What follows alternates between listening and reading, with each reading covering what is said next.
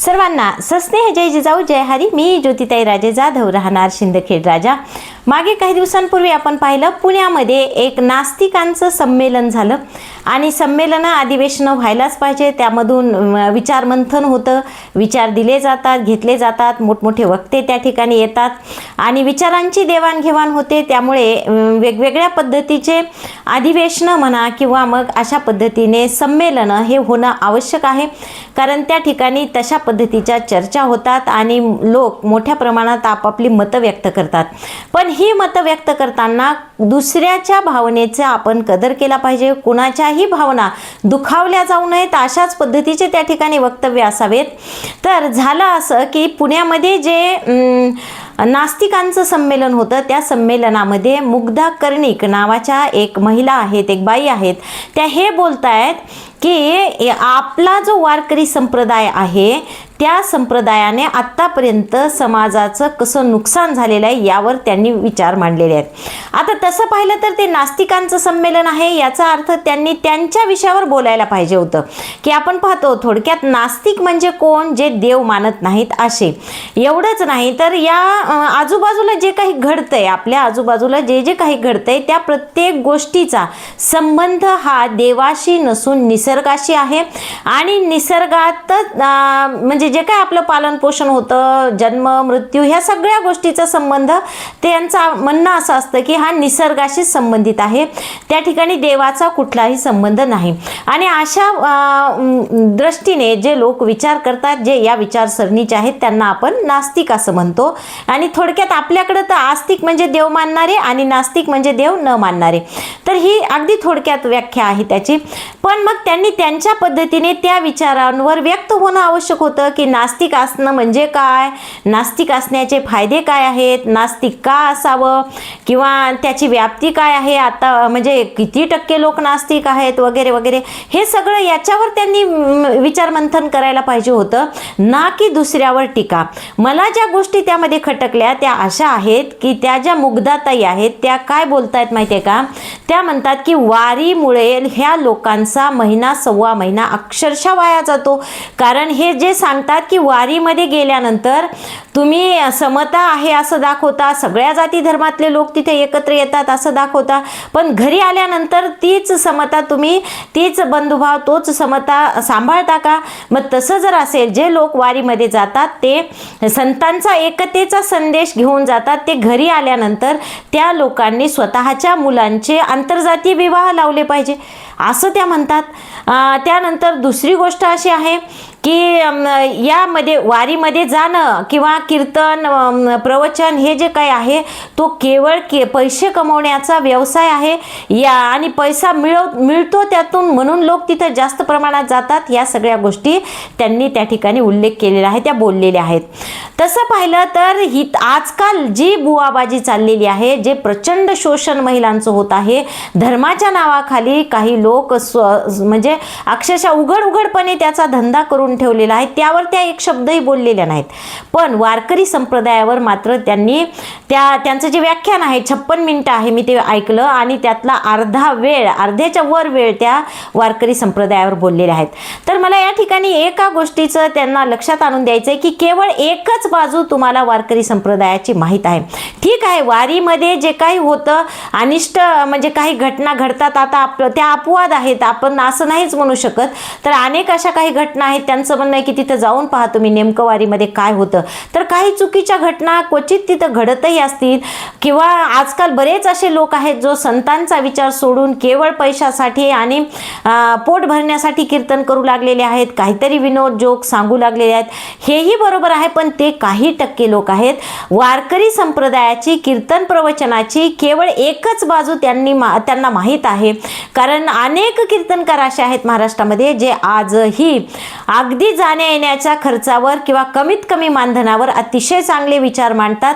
आणि बरेच असे लोक आहेत जे अतिशय आत्मीयतेने त्या वारीची वाट पाहतात आणि वारीमध्ये केवळ आणि केवळ पांडुरंगाच्या भक्तीसाठी वारीमध्ये त्या ठिकाणी जातात आणि स्वतःचा वेळ वाया घालवणं म्हणत नाही, ते वेळ कारणी लागला म्हणतात की मी जरी वारीत असलो तरी माझा पांडुरंग तिथं माझी काळजी घेईल, माझ्या शेताची, माझ्या घरादाराची, हा विश्वास त्या लोकांमध्ये असतो. म्हणून ते लोक तेवढा वेळ त्या ठिकाणी देत येतात.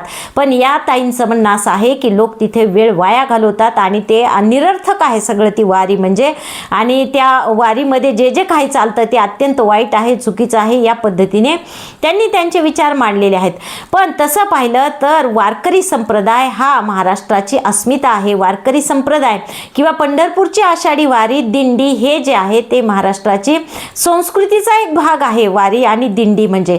पण त्यावर त्यांनी अशा पद्धतीने मत व्यक्त केलेलं आहे. खरं पाहिलं तर वारकरी संप्रदायाने इतकं काही भरभरून दिलेलं आहे महाराष्ट्राला.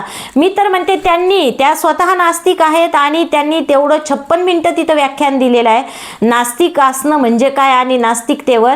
तर त्यांनी तरी सांगावं की महाराष्ट्राला नास्तिक लोकांनी काय दिले आतापर्यंत, महाराष्ट्राला नास्तिक लोकांनी काय दिलंय किंवा समाजाला काय दिलंय, जनसामान्य लोकांना काय दिलंय, तळागाळातल्या लोकांना नास्तिक लोकांनी काय दिलंय हे त्यांनी सांगावं. आणि मी सांगते की वारकरी संप्रदायाने आत्तापर्यंत महाराष्ट्राला काय दिलंय. कितीतरी गोष्टी अशा आहेत. अहो तुमच्याच पूर्वजांनी, तुमच्याच वडिलोपार्जित जे काही लोक होते त्यांनी चालू ठेवलेली जाती व्यवस्था म्हणजे ती मोडीत काढलेली आहे वारकरी संप्रदायाने. ताटाला ताट लावून लोक आज वारीमध्ये जेवतात. तिथं कुठलाही म्हणजे हातात हात घालून फुगडी खेळतात. स्त्री पुरुष भेद सुद्धा त्या ठिकाणी पाहिला जात नाही किंवा एवढंच नाही तर जातीभेद सुद्धा तिथं पाळला जात नाही. ह्या सगळ्या गोष्टी वारीने महाराष्ट्राला दिलेल्या आहेत. आणि मला सगळ्यात वाईट त्यावेळी वाटलं ज्यावेळी त्या म्हणजे चिकित्सक, त्यांच्या तोंडचं वाक्य आहे बरं काय, चिकित्सक वृत्तीचा नावानं हरी जय हरी विठ्ठल आणि काय म्हणतात त्यानंतर आडानदेव फुकाराम म्हणजे ज्ञानदेव तुकाराम, आपला हा जो गजर आहे ज्ञानबा तुकाराम किंवा ज्ञानबा तुकाराम, तर त्याचा त्यांनी म्हणजे आडानदेव फुकाराम या पद्धतीने त्या म्हणतात. आणि हरी विठ्ठल हे अत्यंत चुकीचं आहे. लोकांच्या भावना तुम्ही लक्षात घेतल्या पाहिजेत. एवढंच नाही, मी तर म्हणते त्यांनी माफी मागितली पाहिजे. ह्या सगळ्या गोष्टींसाठी त्यांनी निश्चित माफी मागितली पाहिजे. पुढे जाऊन त्या म्हणतात की हा जो देव आहे ना विठ्ठल, याला आता रिटायर करण्याची वेळ आलेली आहे. महाराष्ट्रामध्ये विठ्ठलाला रिटायर करण्याची वेळ आलेली आहे असं त्या बोलतात.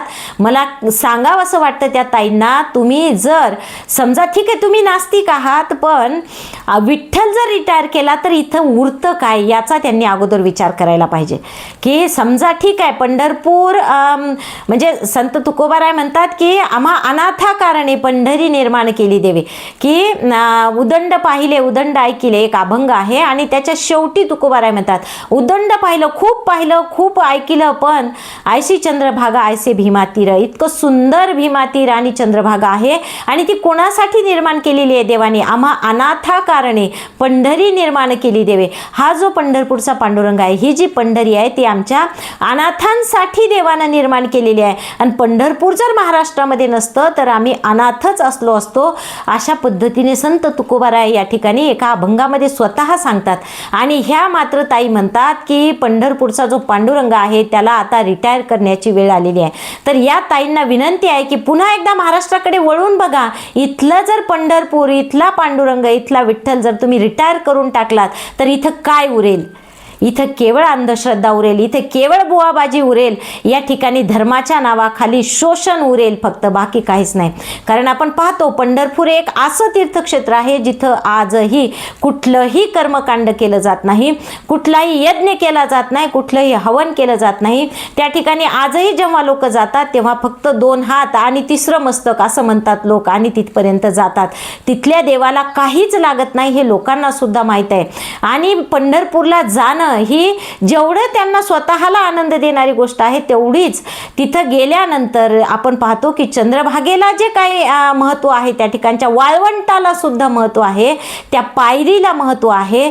आणि तो पांडुरंग परमात्मा त्या मंदिरात असलेला आणि त्या सगळ्या गोष्टी ज्या आहेत त्याची अनुभूती जी मला मिळते, जी तुम्हाला मिळते, ती त्यांनी कधीच अनुभवलेली नाही. म्हणून त्या अशा पद्धतीने वक्तव्य करत आहेत. कारण मी पाहिलेले आहे, माझ्या ओळखीतले एक जण आहेत जे फार पूर्वीपासून ते नास्तिक होते पण त्यांच्या आयुष्यात आता अशा काही घटना घडू लागलेल्या आहेत तर ते आता मात्र त्यांना पश्चाताप होतोय स्वतःचं नास्तिक असण्याचा.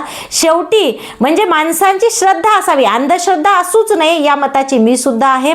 अंधश्रद्धा असूच नये, कर्मकांड, बुवाबाजी या गोष्टींपासून माणसाने नियमितपणे म्हणजे वेगळं असलं पाहिजे, अलिप्तच असलं पाहिजे. ते स्वतःच्या आयुष्यात कुठंच नसावं. पण माणसाने आस्तिक असलं तरी श्रद्धा मात्र महत्त्वाची आहे. अंधश्रद्धा कुठेही पाळू नये या मताची मी स्वतः सुद्धा आहे. पण पंढरपूरचा पांडुरंग असा एकमेव देव आहे ज्या ठिकाणी आपण पाहतो कुठलंही कर्मकांड केलं जात नाही. आणि जर ह्या म्हणत असतील की विठ्ठलाला आता रिटायर करायची वेळ आलेली आहे आणि हा विठ्ठल आता रिटायर केला पाहिजे, तर ताईंनी पुन्हा एकदा विचार करावा की विठ्ठल जर रिटायर केला तर या ठिकाणी उरतं काय. आणि आज आपण पाहतो की किती मोठ्या प्रमाणात धर्माच्या नावाखाली लोक द्वेष पसरवत आहेत, फसवणूक करत आहेत. या सगळ्या गोष्टींवर का बोलत नाहीत तुम्ही?